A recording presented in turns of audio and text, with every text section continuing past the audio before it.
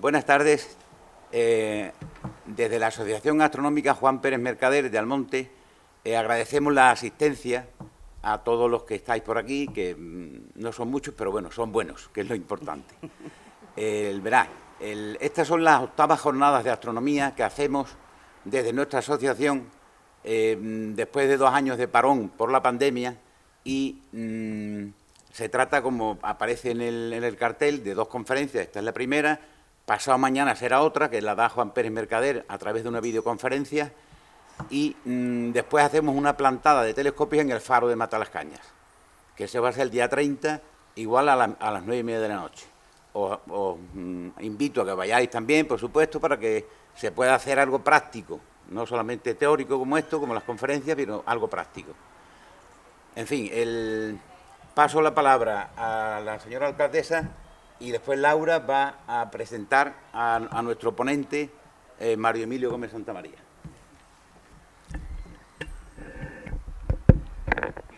Muchas gracias, Paco. Buenas tardes a todos y a todas.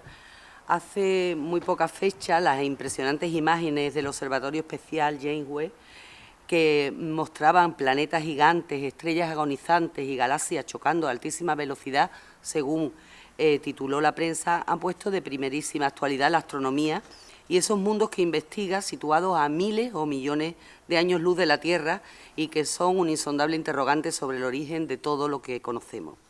En nuestro municipio, la astronomía desde hace años tiene un nombre propio indiscutible, que es la Asociación Juan Pérez Mercader, organizadora de estas jornadas en su 8ª edición y de tantas actividades relacionadas con este apasionante ámbito del conocimiento científico, cumpliendo así ampliamente con el objetivo, como reza en el inicio de su página web, de asociar a todas aquellas personas de cualquier edad y condición que se interesen por la ciencia y la astronomía en particular. Por tanto, la asociación cumple un papel impagable, dando cauce a la curiosidad, el primer acicate del conocimiento de todas aquellas personas que se interesan por este vasto universo del que formamos parte y que, como está desvelando el observatorio, es una fuente inagotable de asombro y cuya inmensidad sitúa a nuestro planeta en el ínfimo lugar que ocupamos entre los cientos de miles de galaxias que lo pueblan. Algo que, como se repite, debería ser una suprema lección de humildad para el género humano y de la necesidad que tenemos de proteger esta maltratada casa nuestra que es la Tierra. En realidad, no hay mejor perspectiva que la astronomía para elevar la mirada y reparar en el microcosmos que nos rodea. En nombre de los ciudadanos y ciudadanas de nuestro municipio, gracias, Laura, Paco, por la labor que estáis realizando desde la asociación, que a mi juicio es de inestimable valor cultural y, en definitiva, por habernos dotado de un recurso que satisface el afán de conocimiento de tantas personas y, como consecuencia, que redunda tan beneficiosamente en nuestra comunidad. Desde el Ayuntamiento compartimos vuestros objetivos y estaremos siempre en la mejor disposición para colaborar con las iniciativas que promovéis. Gracias por su atención, gracias por habernos invitado a esta inauguración de la jornada y les deseo a todos y a todas unas provechosas jornadas en Matalascañas, que por otra parte es un excelente marco natural para el desarrollo de estas actividades. Muchísimas gracias.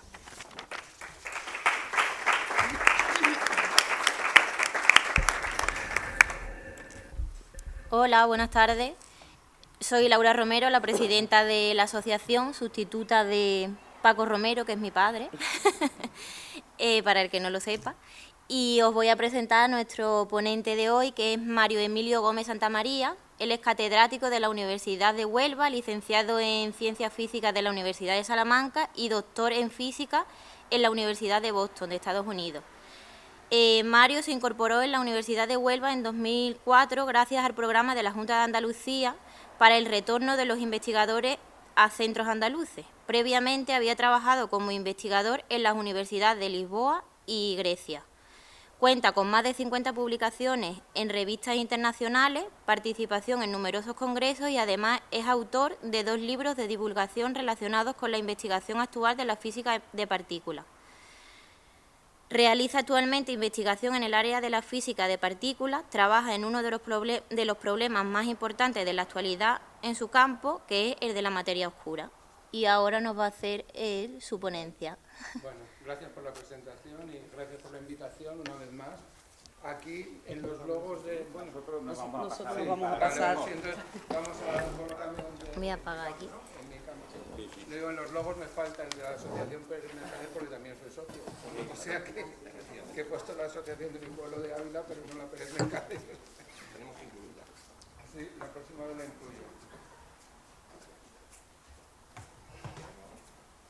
Vamos, si me pongo de este lado, me enseñar. Tarda un poquito. Ahí está. Bueno.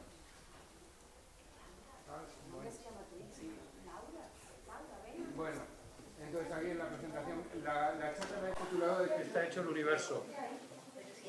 Si menciono de qué está hecho el universo es prácticamente tocar toda la física. Porque para entender el universo tienes que entender de qué está hecho y de qué está hecho de materia. Y de materia conocida y de materia desconocida. Como han dicho en la presentación, mi especialidad es estudiar precisamente la materia oscura. Entonces, volviendo a lo que la alcaldesa ya ha dicho, la primera imagen tengo como primera imagen la que ha dicho ella, la que ha mencionado del último satélite que se ha lanzado, y es la imagen más precisa que conocemos del universo. Bueno, en esta imagen hay materia visible y hay materia invisible. La materia visible se ve que son montones de galaxias. Las galaxias estas se mueven, como ha dicho ella, a alta velocidad y se mueven por una razón, pero no la conocemos. Después, en esta fotografía hay mucha materia visible que parece que es la que domina la fotografía, en cambio eso no es cierto.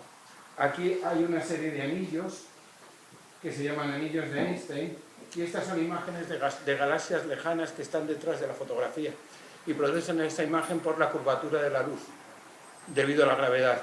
Esa curvatura se puede analizar y se puede observar que hay mucha más materia de la que se ve. Entonces esa materia se llama oscura, no porque sea misteriosa, sino porque es poco clara, o quiere decir que no la conocemos. O sea, no conocemos su composición.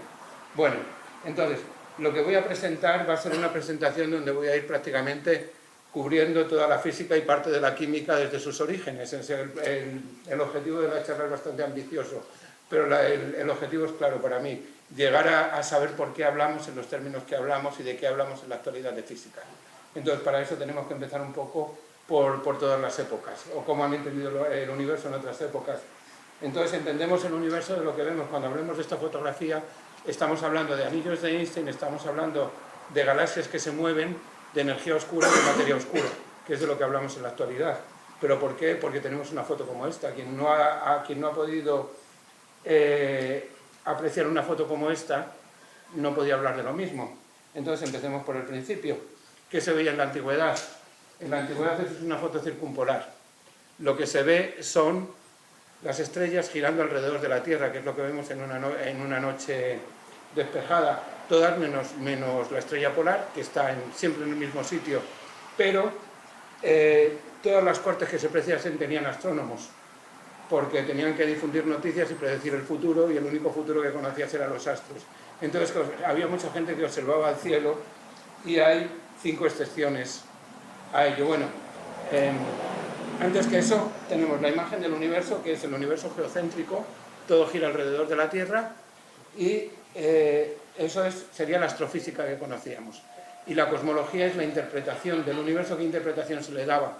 Pues hay una versión muy bonita, si vais al capítulo 16 del Quijote, cuando Sancho Panza y Don Quijote hacen un paseo por los cielos en los lomos de Clavileño, el cielo que describe Cervantes es el cielo medieval, con 7 esferas concéntricas, en una están los astros, en otra está la luna, y sucesivamente hasta 7, que era la interpretación que se le atribuye a Aristóteles. Entonces, rebatir a Aristóteles en la Edad Media era algo muy difícil. ¿Cuál era el problema con esto? Pues prácticamente lo interpretas todo con esta visión, excepto 5 planetas, 5 estrellas que eran las estrellas errantes. ¿Por qué esas estrellas se llaman errantes? Porque cambian de sitio.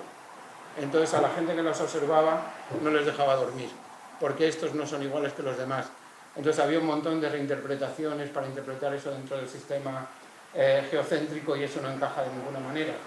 Entonces había un montón de medidas tomadas a simple vista. O sea, Copérnico había descubierto en 1543 que el sistema este se simplificaba mucho si ponías el Sol en medio, explicabas el movimiento de esos 5 planetas como órbitas circulares alrededor del Sol. Y hay otra persona que sería desconocida si no hubiera sido por Kepler, el Tycho Brahe. Este hombre era el astrónomo de la corte de Dinamarca y tenía un montón de medidas de los planetas alrededor del Sol. Si las vas poniendo juntas, tienes un mapa de planetas que Kepler trató de interpretar con figuras geométricas. Entonces ninguna le cuadraba, o sea, trataba de poner una figura geométrica a cada planeta hasta que se le ocurrió hacer elipses. Y puso elipses más grandes y más pequeñas y vio que las 5 órbitas encajaban. Entonces con eso no solamente conseguía describir la trayectoria, él pensaba que eran figuras geométricas y que estaban fijos dentro de esa figura geométrica, pero con eso empezó a hablar de distancias al Sol y de periodos de revolución alrededor de cada órbita. Entonces hay una ley muy famosa, bueno, las leyes, hay una que se dio cuenta que todas las órbitas eran planas, que eso ahora sabemos por qué es, porque toda la materia, o la mayor parte de la materia del sistema solar ha salido del Sol. Por conservación del momento angular, como todo ha salido del mismo sitio, se conserva la geometría, entonces tienen que estar girando en el mismo plano, excepto Plutón. Plutón es considerado un intruso, es considerado un asteroide, y si veis la órbita prácticamente lo define, es la única órbita que no es plana. De hecho, el Plutón escribió para decir que no le importaba, que no lo considerasen como planeta, y otros asteroides como él lo considerarían un agravio comparativo, porque hay muchos asteroides similares. Entonces, bueno, nos quedamos con los 8 planetas en lugar de los 9 que aprendemos de pequeño, y a Plutón le dejamos por su cuenta. Bueno, con eso, comparando el año solar y comparando la distancia relativa entre las órbitas, consiguió predecir el tiempo que tardaba cada planeta en girar alrededor del Sol. Y la ley es muy complicada, el cuadrado de la distancia al Sol es proporcional al cubo de los periodos de revolución. El hombre este está haciendo esa ley simplemente midiendo distancias con los datos de Tycho Brahe. Es realmente asombroso que consiguiese eso. En cambio ahora, con la ley de Newton y la física que conocemos en bachillerato, se puede deducir esa ley con relativa facilidad. O sea, cualquier estudiante de bachillerato puede saberlo. O sea, con la ley de Newton interpreta todo lo que ya había descubierto Galileo. Pero bueno, aquí la importancia que tiene esto es simplemente qué cosmología haces. La cosmología que haces la destruyes. La cosmología de Aristóteles, y contradecir a Aristóteles en la Edad Media era bastante fastidiado, porque era la autoridad, y bueno, con la Iglesia hemos topado.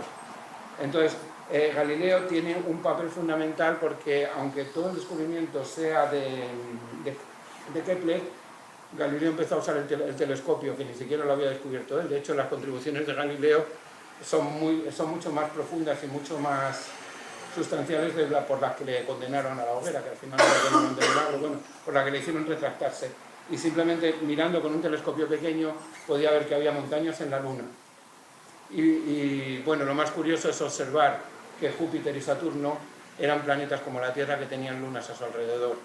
Con lo cual, a Copérnico se le podía ignorar porque era un cura polaco que estaba por ahí en una ciudad perdida de Colonia, pero a Kepler estaba del lado de los protestantes, por lo menos se le podía dejar en paz, pero este hombre estaba con un aparato diciéndole que no se lo crea, que mire por aquí.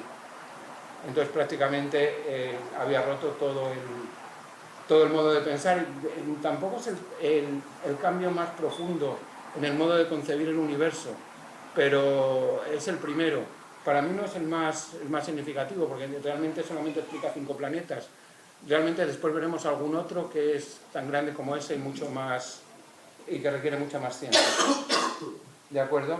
Bueno, entonces el siguiente paso es ¿quién nos ha dicho que eso que vemos en el cielo es el disco de una galaxia? O sea, la Vía Láctea. ¿Quién fue el primero que ha pensado así? Pues hay un astrónomo, hacia 1750, ahí los telescopios habían avanzado bastante. Y el hombre este consiguió intuir que lo que se veía era un disco. Lo que estás viendo es la galaxia desde dentro, como no lo vemos, lo que vemos es el plano galáctico, y lo que se ve es el disco de la galaxia, que es la Vía Láctea. Después aún así, el debate ahora es si todo el universo es esa galaxia. Todo lo que ves es lo que está a nuestro alrededor, Había quien pensaba que no lo era, que había muchas galaxias similares a la nuestra, pero es desde el punto de vista filosófico. O sea, Kant ya lo pensaba en sus universos. Y aquí, para interpretar todo dentro de nuestra galaxia, volvemos a encontrar excepciones. Vamos a ver. Aquí tenemos el cometa, este es el Neowise, que lo hemos visto hace unos años. Si os fijáis, el cometa es prácticamente una nube difusa. Si vemos aquí esto y esto, parece que son cometas. ¿Cuál es la diferencia? Que el cometa se mueve y estos están fijos. Entonces, había un catálogo que se llama el catálogo Messier, bueno, lo tengo aquí muy compactado, que, sí, lo tengo aquí.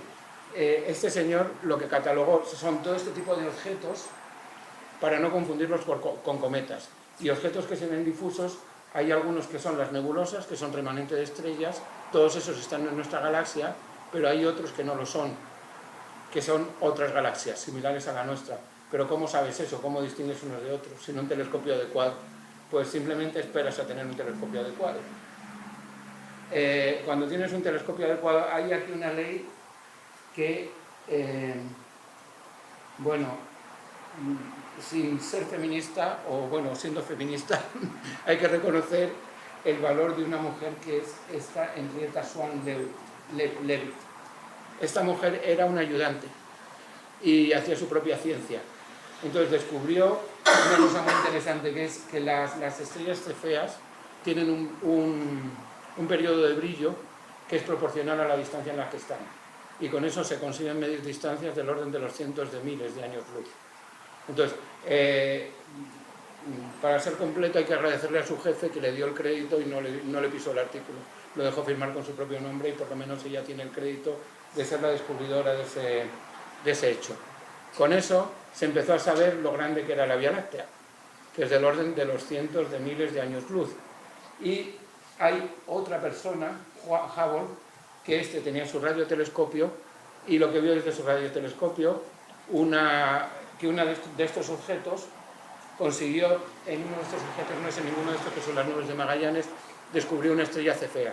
Con la estrella cefea sabía la distancia y bueno, la vista la tiene que tener, y tenía un telescopio lo suficientemente potente para distinguir una estrella cefea en una galaxia. Si veis estas galaxias, la mayor parte de lo que vais a ver son estrellas que están en interposición. ¿Cómo descubrió una que era nativa de esa galaxia y además una cefea? No lo sé.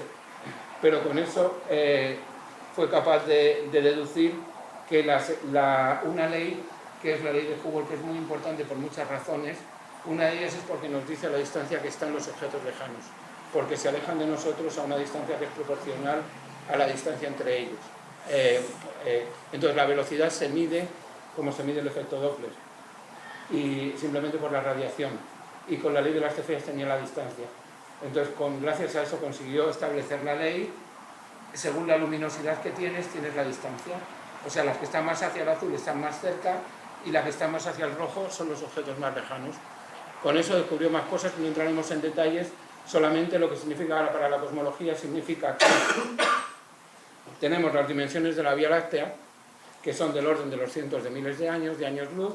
Sabemos situar la Tierra, que está más o menos por aquí, está el sistema solar, y el sistema solar se está moviendo dentro de una galaxia espiral. O sea, esto es muy importante porque en esos momentos, que estamos hablando de 1925, digamos que hace menos de 100 años, lo que se debatía en los congresos era si todo el universo era una galaxia o había varias. Entonces, según dijo, pues yo creo que tiene que haber varias, porque la galaxia de Andrómeda, según las cuentas que me salen de las cefeas, está del orden del millón de kilómetros, con lo cual si la galaxia nuestra tiene 1000, tiene que estar fuera. Perdón, tiene 100.000, tiene que estar fuera. O sea que la deducción fue, prácticamente ahora nadie piensa que el universo solamente sea una galaxia, solamente sea la Vía Láctea. Bueno, la otra cosa en la que no voy a entrar, porque no hay tiempo para todo, es que el patrón de algo que se aleja, de objetos que se alejan con una velocidad proporcional a la distancia entre ellos, es el patrón de una explosión. Y entonces, el modelo que presentó fue el de un universo en expansión, que en esos momentos todo el mundo pensaba que el universo era algo estático. De hecho, Einstein metió una constante para que le cuadrasen las cuentas, y justamente la ley de Hubble la destrozó. Bueno, entonces, esta es la galaxia de Andrómeda, que seguramente la habéis visto, que la veremos el domingo, seguramente, vista con más detalle. Entonces, ¿de qué se habla en el siglo XXI? Aquí vamos a dejar la parte cosmológica. Esta es la imagen del predecesor del James Webb, que es el Hubble. Precisamente este telescopio se lanzó en los 90 y la información que ha mandado no es tan precisa como la del Hubble, pero ya daba a entender cómo era el universo. Aquí se ven los anillos de Einstein, que nos dicen que la cantidad de materia es mucho más grande que la que se ve, y el movimiento de las galaxias, calculando las velocidades relativas, se sabe con ello que hay una energía, que hay una fuerza, para decirlo así, que tiende a expandir el universo, cuando la gravedad tiende a concentrarlo. Esa energía es la energía oscura, que yo no voy a hablar de ello, y el modelo de ver las galaxias, estamos discutiendo que en lugar de que las galaxias sean un plano donde está la materia visible, se considera como que tiene un uso alrededor, que sería la materia oscura. Entonces eso concluiremos en eso al final. Entonces, bueno, esta es la primera parte de la charla, la segunda sería la materia, y aquí hay una discusión, yo tengo una discusión bastante grande con un compañero que estudia interacciones, de qué es la materia. O sea, ¿los fotones son materia? Para mí sí. Pues él dice que no, que la materia solo es lo que está hecho de átomos. Entonces, ¿es materia todo lo que está hecho de átomos? Pues, la definición que nos dieron en la escuela, para mí era la materia es todo lo que pesa y ocupa lugar en el espacio. Era la definición de materia, pero los fotones pesan, pero no ocupan, bueno, los podrías asociar a una onda. De ocupar lugar no puedes coger 1 kilo de fotones y pesarlos. O sea, bueno, y luego las partículas que median en las interacciones las puedes considerar materia, pues realmente tampoco lo puedes recoger. O sea, no los podrías llevar a la balanza. Entonces, bueno, creo que la definición de materia debíamos de cambiarla, pero es muy complicado decir lo que es. Bueno, entonces, ¿cómo hemos llegado a este esquema de materia? Hay una breve introducción en la química, nos saltamos a Demócrito, porque es de la antigüedad y se le podemos considerar un filósofo, pero la primera persona que ha hablado de átomos de una manera científica es este hombre que se llamaba Dalton, que es, por otro lado, me parece que son varios hermanos. A uno de ellos se le atribuye el daltonismo, porque era daltónico, o sea que es el mismo del daltonismo. Y este hombre tiene la primera teoría atómica, y simplemente es ¿por qué pensó en los átomos? Porque los átomos se combinan en cantidades fijas. O sea, si combinas hidrógeno y oxígeno, no vas a sacar 3 partes de hidrógeno y una de oxígeno, siempre son de 2 a 1. O sea, las reacciones químicas siempre ocurren en cantidades fijas. Entonces este hombre se imaginó una teoría en la que toda la materia estuviera formada por átomos de distintos tipos que se combinasen entre ellos para formar moléculas. Y entonces los átomos originales no son muchos, con unos cuantos le bastaban, y con eso conseguía explicar cómo se formaba la materia a partir de unos pocos átomos. Entonces, ¿cómo calculas las cantidades fijas? Con el peso no sería suficiente, porque 1 kilo de hidrógeno y 1 kilo de oxígeno contenían una cantidad diferente de átomos. Sin embargo, hay una persona muy inteligente, también lo digo porque era abogado y se cambió a estudiar física, que se llama Avogadro precisamente. Pues Avogadro dice, bueno, eso en los sólidos probablemente no sea cierto, pero en los gases sí. En los gases coges 1 litro de hidrógeno y 1 litro de oxígeno y contienen, bueno, en condiciones normales, contienen la misma cantidad de átomos. Entonces tienes 2 volúmenes de uno con un volumen de otro, formas un volumen de agua. Y entonces con eso permite saber cuántos gramos de cada elemento coges, eso lo pesas, y sabes cuántos gramos de cada elemento forman una molécula gramo, que es lo que se llama un mol.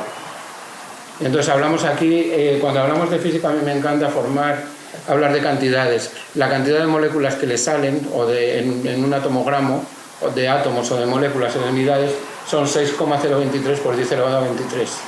Eso es una cantidad, sería 6,3, 600... miles de trillones. Sería 630.000 trillones. Sí, exactamente, más o menos eso. Pues yo recuerdo una vez viendo Atlantic Copper que simplemente estaba diciendo que yo conseguía producir cobre a partir del mineral con electricidad, simplemente con electrolisis. Y alguien me dijo, bueno, ¿cómo vas a conseguir eso pensando en esa cantidad? Y digo, bueno, solamente tienes que pensar, un amperio son 10 elevado a 19 electrones. Y un amperio es un culombio por hora, ¿no?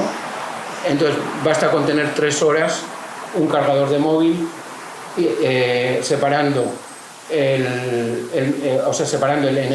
el cloruro de cobre, separando el cloro del cobre. Y conseguirías unos cuantos gramos. O sea, lo que quiero decir con ello es que las cantidades tienen sentido cuando las pones en su contexto. O sea, para mí lo suelo decir que la economía no es una ciencia muy rigurosa porque usan como unidad la misma unidad la misma unidad que tienes en el bolsillo para tus gastos que para definir la economía de un Estado. O sea, que hablan de unas cantidades de millones de euros, que eso no significa nada.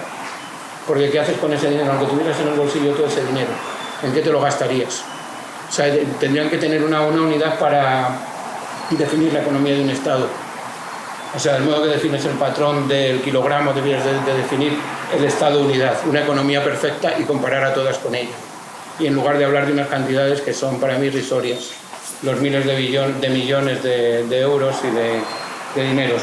Bueno, entonces en la física todo se reduce a la unidad adecuada y Avogadro no estaba hablando de miles de millones de átomos, estaba hablando de moles, que es el equivalente a 6,023 por 10 elevado a 23 y todos tienen lo mismo.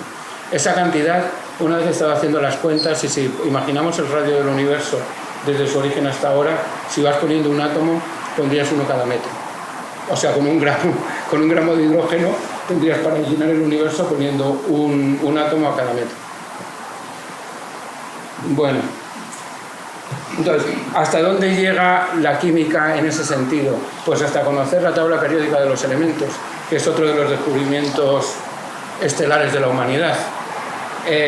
Simplemente esta es la tabla de Dmitri Mendeleev y lo que hizo fue ordenar los elementos por el peso atómico.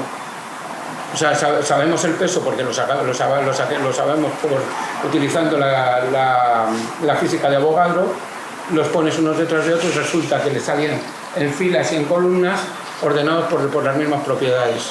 Entonces eso no es casual, como nada en la humanidad es casual. Lo pongo ahí como comparación entre lo que conocemos ahora y solamente hay un elemento en el que se equivocase, porque ahora se colocan por el número atómico, pero él los colocó por masa atómica, entonces difieren hay una pequeña diferencia y solamente entre el níquel y el hierro es el único en el que se equivocó. Todos los demás, la misma masa atómica corresponde al número atómico, pero para eso necesitas saber algo más, necesitas saber la distribución eléctrica y tenemos que hablar de la electricidad. Aquí estamos hablando, nos hemos quedado por 1850, cuando la química estaba bien establecida, empezaba a haber motores térmicos y máquinas de vapor y trenes. Entonces, había también electricidad, pero solamente a nivel de laboratorio. Hay 2 descubrimientos que han hecho cambiar o han sido muy, muy relevantes en la historia de la física, en la historia de composición de la materia. Uno que es una excepción dentro de los minerales, que es eso, que es un trozo de mineral de uranio, sales de uranio, y el uranio es radioactivo. Y la otra no es la botella de tío Pepe, son los tubos de neón. ¿Por qué los tubos de neón son tan importantes? Yo creo que la física los ha sustituido por LED sin que le hayamos pagado el respeto que le debemos de tener a los tubos de neón. La razón de los tubos de neón es que la electricidad normalmente se conduce por cables, ¿no? Y un cable es un sólido donde pasa una corriente, excepto en los tubos de descarga, donde la electricidad se transmite por los mismos electrones libres. Quiere decir que los electrones están libres y se pueden estudiar. Y aquí, una partícula radiactiva, lo que cambia es el concepto que conocemos de átomo, porque una sustancia se convierte en otra. De hecho, la radioactividad está descubierta a partir de ahí, de una emisión y por otro lado emites una serie de proyectiles que son del tamaño de los átomos, con los cuales puedes estudiar al átomo. Entonces, los átomos de la química que componían elementos y eran como esferas sólidas, ahora van a ser elementos con una estructura. Una de ellas va a ser debido...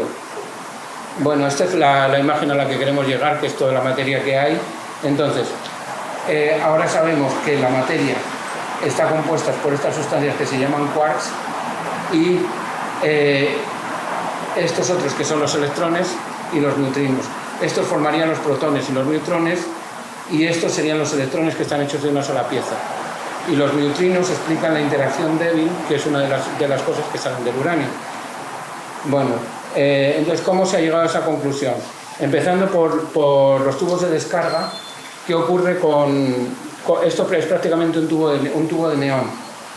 Y aquí produces un campo eléctrico grande que arranca los electrones de las paredes y van del ánodo al cátodo.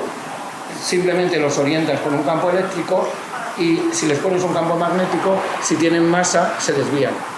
Entonces, con eso, este señor que se llama Thomson descubrió que los electrones tenían masa, que había una serie de rayos que salían de ahí, que producían estas manchas, que era, vamos, esto era prácticamente una diversión. Se llama tubo de Crookes porque este hombre fue el que los inventó y supongo que hacían exhibiciones de feria y cosas así.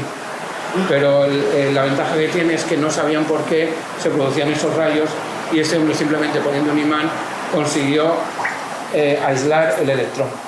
Después hay otra persona que es muy importante en la física nuclear, que es Rutherford. Este hombre consiguió usar el uranio, un concentrado de uranio, que es el polonio obtenido a partir del uranio y del radio, y con eso hacía experimentos en los que cambiaba nitrógeno en oxígeno y a su vez se desprendían protones. Los protones son hidrógeno. Entonces está consiguiendo realmente el sueño de los alquimistas, ¿no? Que era transmutar la materia. Aquí tú metes en un recipiente nitrógeno y te sale oxígeno. Los alquimistas pensaban que con plomo podían conseguir oro.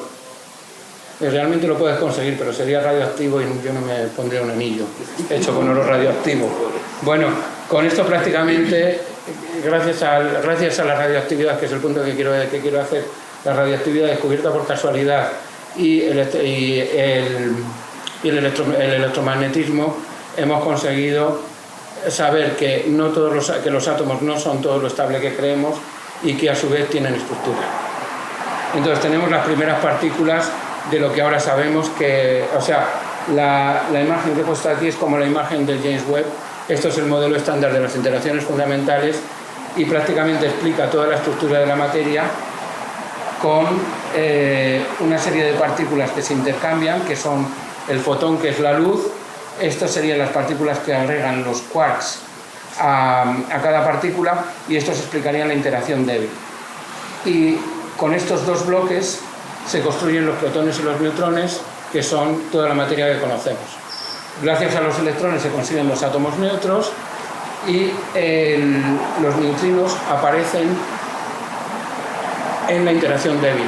Prácticamente era una partícula que estaba ahí, prácticamente no tienen masa, y realmente una cuestión muy interesante aún en la física de neutrinos es determinar si tienen masa o no. Ahora se sabe que tienen masa, pero por medidas indirectas.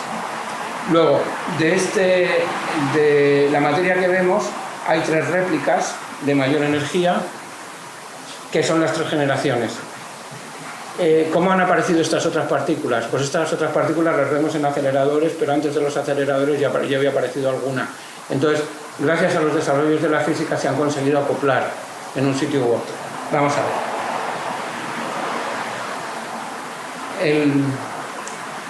El único sitio donde hay suficiente energía para romper los átomos, no solo para romper los átomos, para romper los protones en partículas más elementales, es en la radiación cósmica. O sea, la radiación cósmica viene fundamentalmente de protones que están cargados, acelerados en campos magnéticos enormes en estructuras terrestres como los cuasars, y se escapan, están flotando tranquilamente por el espacio hasta que llegan a la atmósfera. Cuando llegan a la atmósfera interaccionan con las partículas de la atmósfera y se desintegran y producen una cascada de partículas más pequeñas. Entonces,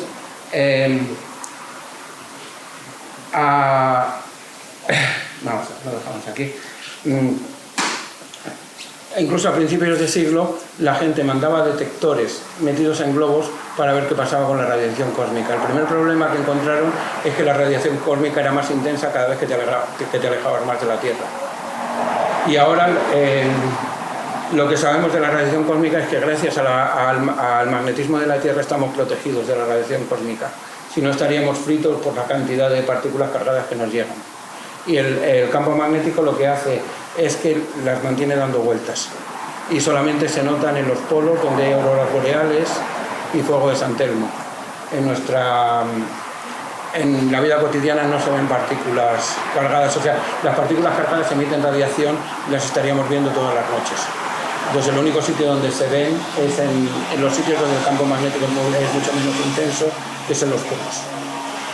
¿De acuerdo? Entonces en estas partículas cargadas, al recogerlas, se encontró alguna sorpresa. Una es de las historias favoritas. Mis historias favoritas es las que empiezan: yo no tenía por qué estar aquí.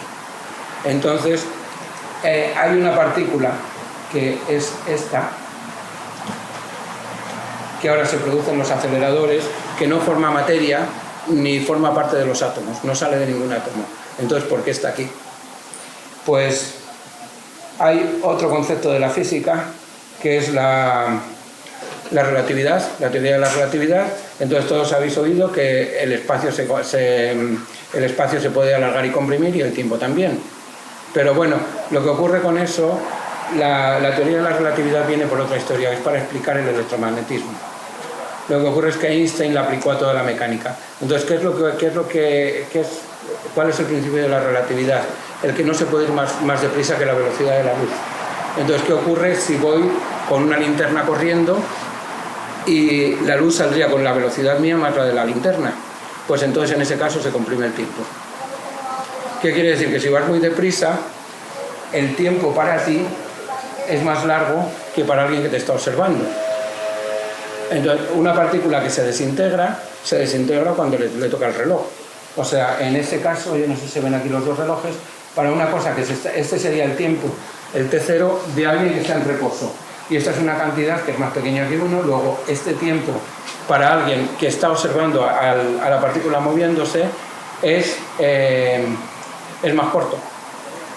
Luego, el tiempo pasa mucho más deprisa. Si sincronizas los relojes, para esta persona que está a una velocidad muy grande, han pasado 10 minutos cuando para este han pasado 20. Entonces, esa partícula, que es el muón, se produce en la alta atmósfera, tiene una vida media de 2,2 microsegundos. Por muy deprisa que vaya, nunca va a llegar a la Tierra porque hay 10 kilómetros, o sea, nunca los va a recorrer. Pero ocurre que va tan deprisa que tiene los efectos relativistas. O sea, si va casi a la velocidad de la luz, su vida media puede ser 100 veces más grande que el inicial. Entonces nos metemos de los microsegundos a los milisegundos, que los puedes medir en los que tiene tiempo sobrado de llegar a la Tierra. Entonces esta partícula llegó a la Tierra cuando se empezaron a observar los rayos cósmicos y nadie sabía lo que era. Era como algo que estuvo ahí mucho tiempo sin poder explicarse. ¿De acuerdo? Entonces, con eso sabemos que hay partículas que no forman parte de la materia. Y en cambio sí que están porque han llegado aquí. Y la siguiente, aquí esto es la ecuación de Dirac, que no se asuste nadie. Lo que quiere decir es que esa ecuación, cuando Dirac la hizo, dice, me sale una raíz cuadrada, luego tiene dos soluciones, la positiva y la negativa. La positiva es la materia y la negativa la antimateria. Entonces todo el mundo pensaba que estaba alucinando. En cambio, en los rayos cósmicos llega una imagen que es precisamente de una placa fotográfica puesta en un rayo cósmico, donde el rayo cósmico llega y produce dos partículas que son idénticas pero con cargas opuestas, que es el electrón y su antipartícula, el positrón. Por lo cual, con esto se había descubierto que cada partícula tenía su antipartícula, o sea que la antimateria existe. Y con eso, lo que llega después, ¿cuál es el avance después de los rayos cósmicos? Los rayos cósmicos están muy bien, pero no puedes estudiar cosas a gran escala. Para estudiar algo a gran escala necesitas producir cientos. Entonces alguien se imaginó cómo hacer una granja de rayos cósmicos, cómo producir tantos como quisiéramos.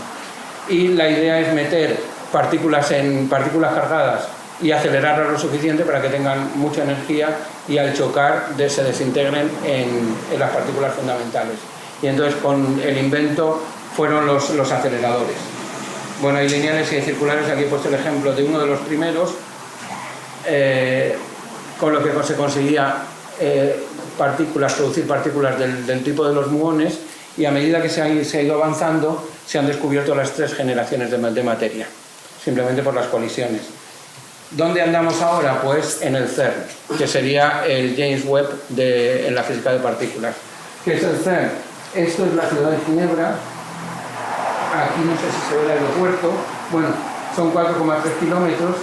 Es un círculo, un túnel enorme, como a unos 100 metros, en los que se hacen circular partículas. Y aquí, como hemos dicho que existe la materia y la antimateria, si produces un electrón y un positrón, al ponerles en un campo magnético, giran en sentidos opuestos y colisionan. Si no, conseguir que colisione algo tan pequeño sería imposible. Pero como siguen la misma trayectoria y han salido del mismo sitio, colisionan en el mismo punto. Entonces, aquí se inyectan partículas y después con un campo magnético se las acelera. En estos puntos se las hace colisionar y hay unos detectores que simplemente estudian los impactos. Este es el túnel. Ahí había un experimento en el que se descubrió prácticamente todo lo que he presentado antes, el modelo con todas las partículas, que se llama el modelo estándar de las partículas. Se consiguió prácticamente con el acelerador anterior, que era el LEP. Este es el LHC, donde se espera descubrir algo nuevo. Y la energía que se produce es enorme. Del orden de los rayos cósmicos, aunque hay rayos cósmicos más energéticos que lo que se puede producir en el LHC. ¿Qué es lo que se ve? Bueno, uno de los puntos de colisión sería una cosa así, donde tenemos aquí a varias personas, con lo cual se puede ver la comparativa. Y aquí se producen el choque de las partículas y afortunadamente se producen partículas cargadas. Viendo los círculos y los depósitos de energía se puede reconstruir la partícula que ha colisionado. El único, bueno, hay más descubrimientos, pero el más relevante de los descubrimientos del CERN es el Higgs. Y el Higgs, ¿por qué ha sido tan difícil de descubrir? Porque para descubrir un evento de Higgs, una partícula identificada como Higgs en la colisión, necesitas estudiar del orden de 10 elevado a 9, que sería un billón de los baratos de los americanos, que serían 1.000 millones de partículas. Uno se puede imaginar cuántos ordenadores necesita para analizar esos eventos y cuánta gente se necesita. Yo recuerdo que cuando estaba haciendo el doctorado se descubrió el TOP, el último de los quarks, que se suponía que existía pero no se había descubierto, y el artículo lo firmaban unas 200 personas, entre 100 y 200. Con el de Higgs ya no pone el número de autores, por eso miles.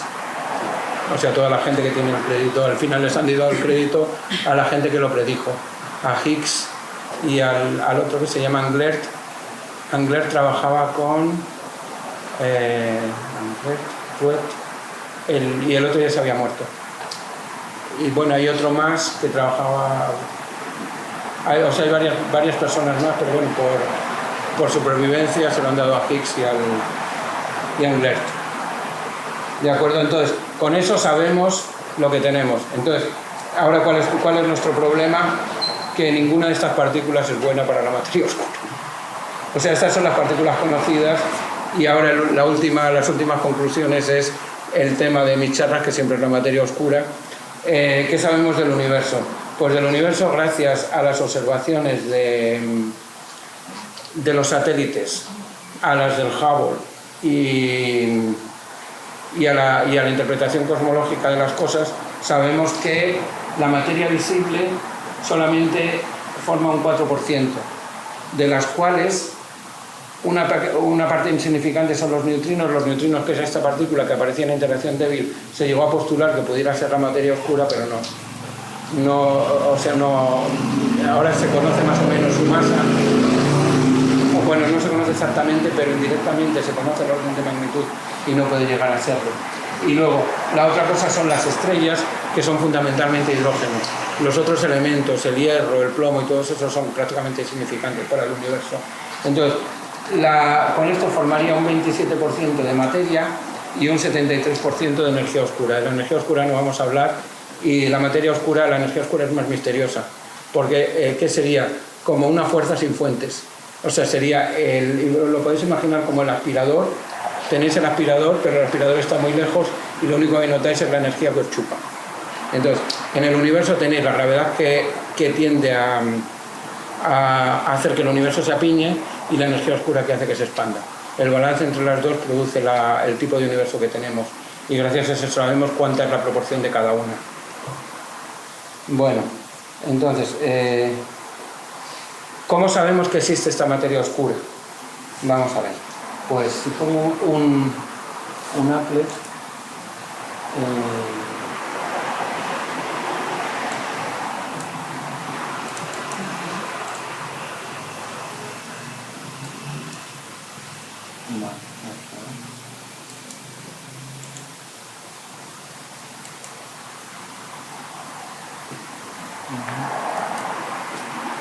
vamos a ver si esto...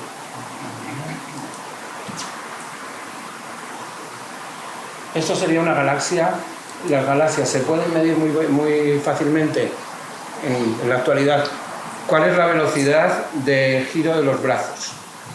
Pues simplemente los ves moverse, emiten radiación y se mide con bastante precisión. Entonces, si tenemos una galaxia de ese tipo y le echamos, ¿qué es lo que le haría girar?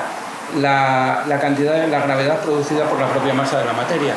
Según eso, la velocidad debía de ser más pequeña en el exterior, y teniendo esa velocidad, si le echamos materia visible, vemos que lo que se observa es mucho más despacio de lo que realmente... O sea, la materia que observamos es mucho menos de la que corresponde a la velocidad con la que se mueve. Entonces, aunque le echases muchísima más materia,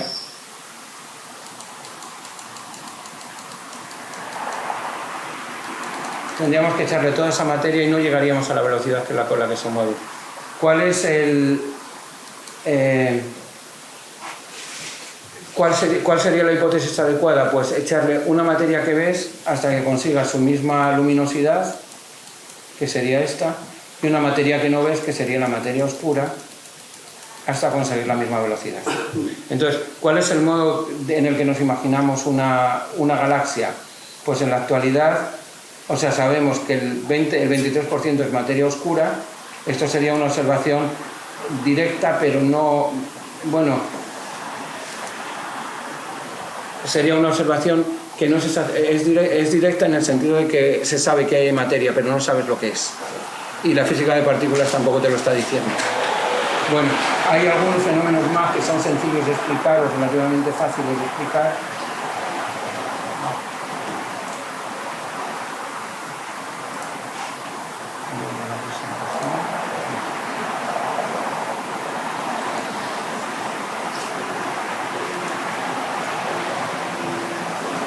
Bueno, eso sería, lo que se espera es que la velocidad disminuya con la distancia, y lo que se observa es que la velocidad de rotación del hidrógeno de alrededor permanece constante prácticamente. Entonces eso no se consigue explicar, pero no es la única cosa. Hay un efecto muy significativo de la teoría de la relatividad general, es que las masas se atraen a la luz. Entonces los rayos de luz se desvían por el efecto del Sol. Eso se midió por primera vez, sirvió para comprobar la teoría de la relatividad, y cuando observas una estrella en un eclipse y cuando la observas por la noche, falta la presencia del Sol. Entonces el punto en el que aparecen es distinto. El desplazamiento de este fue una de las primeras pruebas de la relatividad general. Se llama efecto de lente gravitacional, y es lo que os he dicho antes con la foto. A gran escala, los anillos estos, que se llaman anillos de Einstein, están producidos por una galaxia lejana, y entonces corresponde la masa que los provoca, depende de la cantidad de materia que hay aquí. Aquí tienes una cantidad de masa que la ves contando las galaxias visibles, sabes la materia luminosa que hay, pero los anillos estos corresponden a una masa mucho mayor que la que se ve. Entonces el efecto de lente gravitacional es una cosa que corrobora el efecto de las curvas de rotación de las galaxias. O sea, hay teorías que dicen que bueno, a lo mejor la gravedad, la ley de Newton no funciona a nivel galáctico y demás, pero yo todos los apaños que he visto son cambiando la ley y sirve solamente para una determinada galaxia. O sea, no explica la generalidad de todas. Bueno, la otra cosa es simplemente para que conozcáis la radiación de fondo de microondas. La radiación de fondo de microondas se ha postulado por primera vez con el modelo del Big Bang, que es una gran explosión en la que se ha producido todo el universo y el universo se ha ido enfriando a partir de ahí. Pues llega un momento, es como el arma del crimen o de un criminólogo, mides la temperatura del cuerpo y con ello sabes cuándo se ha producido el momento de la muerte, midiendo los órganos. Entonces, hay una referencia ahí, el universo se ha hecho transparente cuando la radiación se ha separado de la materia, se ha unido a la materia. O sea, cuando hay electrones sueltos y protones sueltos, tienes un montón de radiación porque las partículas cargadas emiten radiación al moverse. En el momento que se han formado los átomos de hidrógeno, tienes la energía de ionización del hidrógeno, que corresponde a unos miles de grados, y a partir de ahí el universo se ha hecho neutro. Entonces, la última radiación que se ha producido ha sido a esa temperatura. Si analizas cómo es la temperatura ahora fuera del universo, o sea, a partir de eso sabes que el universo, la temperatura exterior al sistema solar, a la atmósfera, no es cero. O sea, hay una temperatura de 2,7 Kelvin, sería de unos menos 300 y pico grados centígrados, pero no es cero. Entonces esa temperatura corresponde a lo que queda de la radiación inicial producida por el Big Bang. O sea, ¿cómo sabemos que está ahí? Porque alguien, tratando de hacer una antena espía, descubrió que la radiación, o sea, querías hacer una antena para detectar cualquier tipo de radiación que saliese de la Unión Soviética o de cualquier sitio. Y lo que descubrieron es que había una radiación de fondo. Entonces, en lugar de ocultarlo, lo publicaron. Y es la primera evidencia que se tiene del Big Bang. Hay alguna evidencia más, pero es una de las más significativas. Después, ¿qué nos dice esa radiación? Pues esa radiación nos dice los poros, por lo que ha pasado. Si tienes un colador y haces pasar un rayo de luz, probablemente no lo notes. Pero si lo analizas muy finamente, en la proyección verás que hay zonas más intensas que otras. Entonces, eso es lo que mides si se miden las diferencias de temperatura en el universo. Cuando lo haces a la escala de miles de grados ves que hay unas zonas y otras. Y en la actualidad está medida hasta la 100 milésima de grado, con lo cual eso nos permite saber por la materia por la que ha pasado esa luz. Nos permite saber cuál es la distribución de materia del universo. Y con eso se llega a la misma conclusión, en que hay materia oscura. Entonces, en este caso la edad del universo o la radiación cósmica se ha producido hace unos 400.000 años y gracias a la temperatura que conocemos hoy y la referencia de la ionización del hidrógeno se sabe la edad del universo. Entonces, estas fechas, lo que no trato de que lo comprendáis todo, te quiero decir que hay cosas que no son fantásticas, que tienen un fundamento relativamente sencillo. Bueno, ¿cómo observamos la materia oscura? Es simplemente 2 pinceladas y ya termino, pues con laboratorios subterráneos. O sea, un sitio que esté aislado de todo, poner varias toneladas de roca encima, para eso lo haces en mitad de los Alpes. Este es un experimento que se llama Dama Libra, que durante mucho tiempo pretendía haber descubierto materia oscura. Parece que los otros experimentos que se están haciendo no lo están corroborando. O sea, la materia oscura sigue sin descubrir. Los avances para descubrirla son enormes porque es uno de los problemas más relevantes de la física actual. Bueno, simplemente pongo un ejemplo del laboratorio español que está investigando eso, que se llama el Laboratorio Subterráneo de Canfranc. Esta es la estación de Canfranc, que supongo que todos habéis oído hablar. Es un sitio maravilloso, donde podéis pasearos y volver a los años 20. Donde prácticamente no llegan trenes, el tiempo se ha detenido allí, y en el túnel a un grupo de Zaragoza se le ocurrió poner detectores de este tipo. Este es el túnel de la estación. Ahora el laboratorio subterráneo de Canfranc está en el túnel de carretera que hicieron en la carretera que hicieron para Candanchú y las estaciones de esquí de la zona. Entonces tienes que pasar a Francia para volver a la parte española y meterte en el túnel. y esto es de un grupo en una conferencia que organizamos allí. Y los experimentos que se están haciendo son, ¿qué es lo que esperas? ¿Cómo esperas descubrir la materia oscura? Bueno, es una materia que debía de pesar 100 veces la masa del protón, entonces al impactar con los núcleos, aunque no interactúe, debía de moverlos y debía de producir algún efecto, emitir algún tipo de radiación muy débil. Entonces hay un tipo de experimentos en el que se trata de medir esa radiación, y en este experimento, que se llama NAIS, trataba de corroborar o rebatir lo que había descubierto el Dama Libra, que mencionaba anteriormente, y con lo que llevan analizado todavía no se ha descubierto nada, lo cual no quiere decir que la materia oscura no exista. Y los otros son simplemente al impactar átomos contra átomos calientan, y las variaciones de temperatura es algo que se mide con relativa facilidad. Bueno, fácil no hay nada que es medible, lo que quiero decir. Bueno, y con esto yo creo que termino.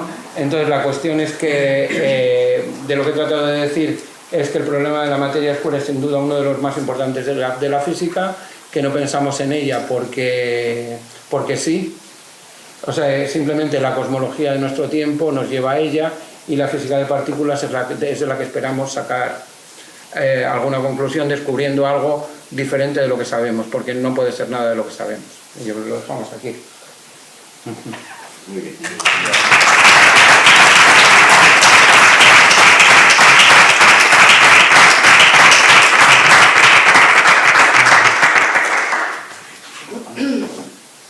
Si tenéis preguntas de cualquier tipo, hemos dicho cosas muy elementales, o sea que no creo que... O sea, no se pretende que alguien pretenda la complicación, simplemente porque se habla de... Porque tenemos los medios para tener las fotografías como el web, el satélite este. O sea, gracias a eso podemos hablar de... Sí, dime. ¿Tú crees que el James Webb va a ayudar a aclarar la materia oscura? Bueno, va a ahondar en la existencia de la materia oscura, pero no te va a decir qué es. O sea, para eso necesitas ir y cogerla y pesarla. Y eso lo vas a hacer en el LHC. ¿Por qué es tan difícil? Porque la materia oscura es neutra. Si fuese una partícula cargada ya se hubiera descubierto hace mucho tiempo. Pero no va a ayudar a... No, sí va a ayudar. Sí, pero en medidas indirectas. O sea, tienes ¿se me oye o...? Sí. O sea, la cosmología te está diciendo cómo son los parámetros cósmicos, y una de las cosas que va a ayudar a medir es la constante de Hubble, por ejemplo, y te va a acotar mucho mejor la teoría cosmológica, que se llama el modelo estándar. El modelo estándar cosmológico va a medir mucho mejor los parámetros, con lo cual te va a decir que si no encuentras materia oscura, algo te está fallando, pero no te va a decir qué es la materia oscura, ni qué tipo de interacción hace, ni por qué no interactúa. Eso lo tienes que hacer reproduciendo la materia oscura, o sea, tomando una medida en la que captures a la materia oscura. Una cosa no interaccionas, digamos, en plan electromagnético, pero evidentemente interaccionar con la luz. Hemos visto las leyes gravitacionales, es decir... Claro, sí, pero... pesa mucho. Claro, sí, pero lo único que tienes es la atracción gravitatoria debida a la masa.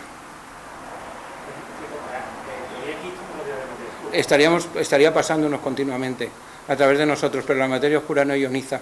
O sea, las radiaciones son tan malas porque ionizan.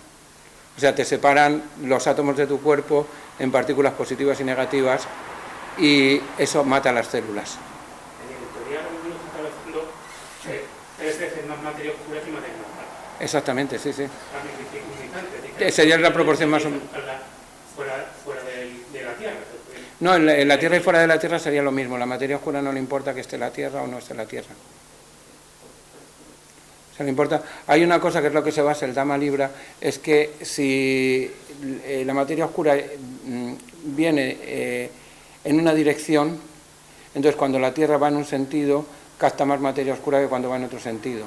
Entonces las medidas del yoduro de sodio, que tiene un error enorme, lo que hace es sumar lo que tienes en una época del año y restarle lo que tienes en la otra, y tener una señal, y según ellos les aparece una modulación, y es lo que los otros experimentos no han conseguido medir, y eso sería una medida directa.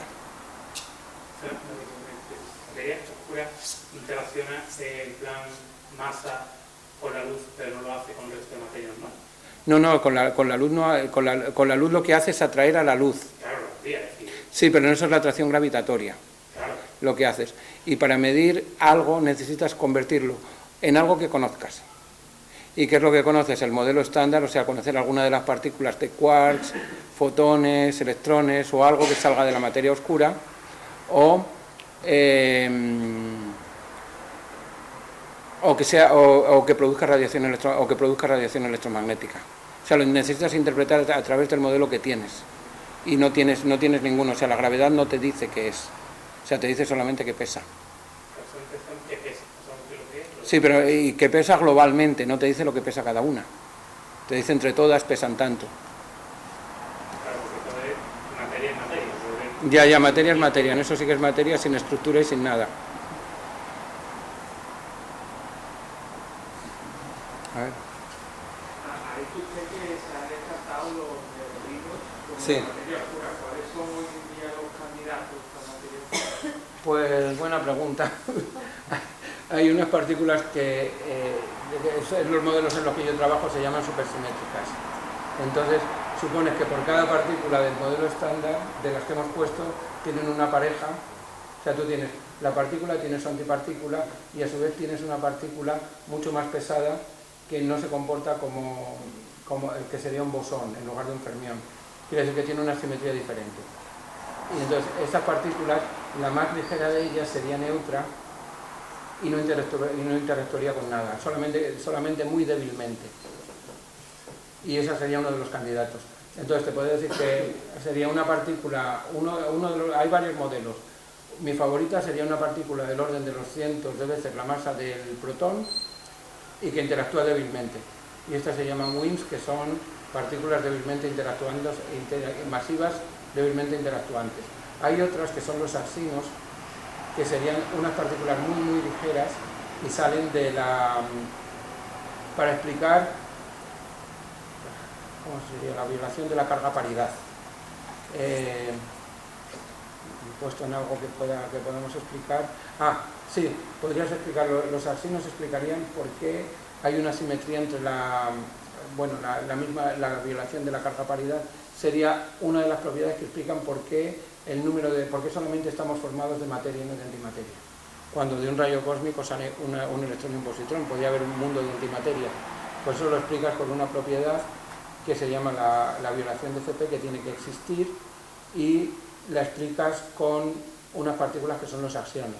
Entonces esos axiones tendrían una masa muy pequeña y podrían ser también materia oscura. Las medidas que hay hechas de axiones todavía no han sido descubiertos, y es una de las teorías, como puedes tener otras. Y otras son los gravitinos, por completar, que sería para explicar la relatividad general de una manera con la interacción de otras partículas. El gravitino sería lo mismo que el fotón para la interacción electromagnética. Y el gravitino sería muy difícil de descubrir, pero es un candidato que está ahí. O sea, no solamente son estos, sí. Han hablado del gravitino, pero todavía no se sabe si existe el gravitón. No, bueno, el gravitino y el gravitón, uno sería la pareja supersimétrica del otro. O sea, el gravitón lo introducirías para hacer de la gravedad una teoría como las otras, que se llaman teorías gauge. O sea, teorías en las que la interacción la produce la mediación de otra partícula. O sea, el gravitino sería equivalente a los W y al Z0 y el fotón. Sería el mismo para la gravedad. Como la gravedad es muy débil, el gravitón debe de ser algo muy ligero. Y su partícula supersimétrica también.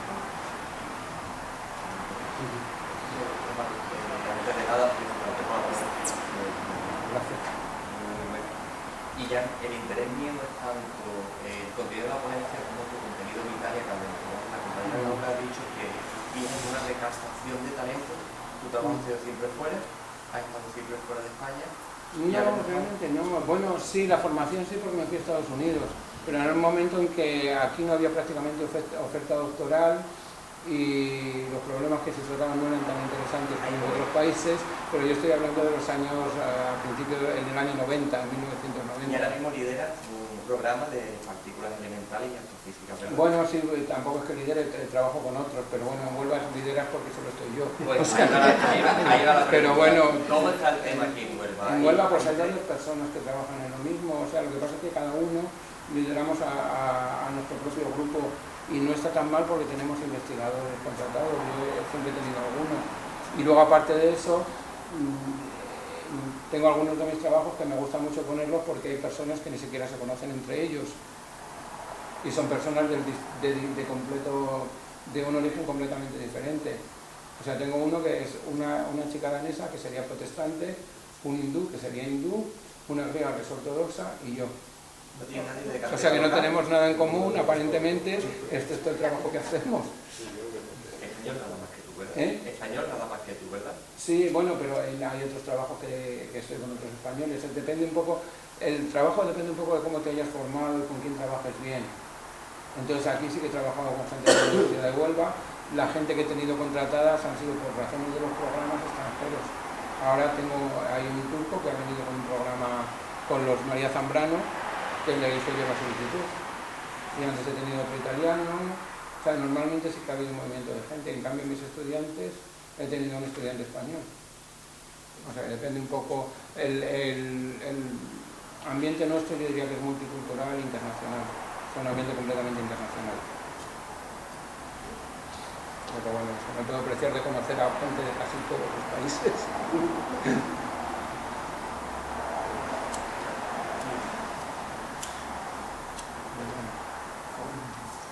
Bueno, pues si no hay más preguntas, pues damos por finalizada Vale. la...